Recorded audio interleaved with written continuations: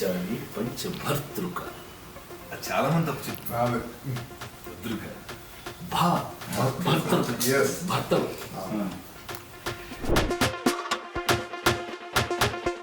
నా ప్రాణానికి ప్రాణమైన తెలుగు ప్రేక్షక దేవుళ్ళందరికీ నమస్కరిస్తూ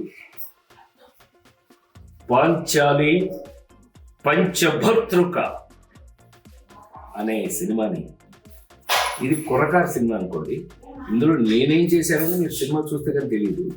ఏదేమైనా ఈ రోజున ఒక కొత్త కథతో ఒక కొత్త దర్శకుడు, ఇవాళ మా ఆర్పి, నేను ఎంతో మా అనుబంధం మీకు తెలియదేం కాదు.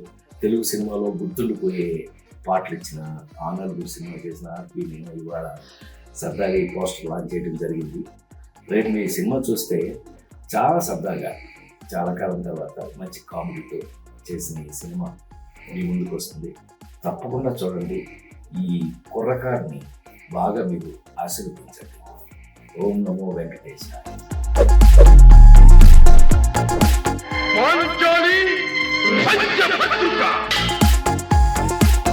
ఏమండి, ఈ సినిమాలో ఈ తమ్ముడు నాకు ఎన్ని సంవత్సరాలు చెప్తాను, వేసుకో 30-35 ఏళ్ళు.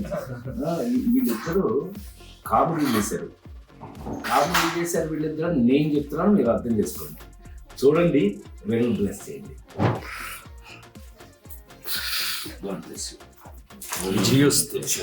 ఓం నమో వెంకటేశాయ.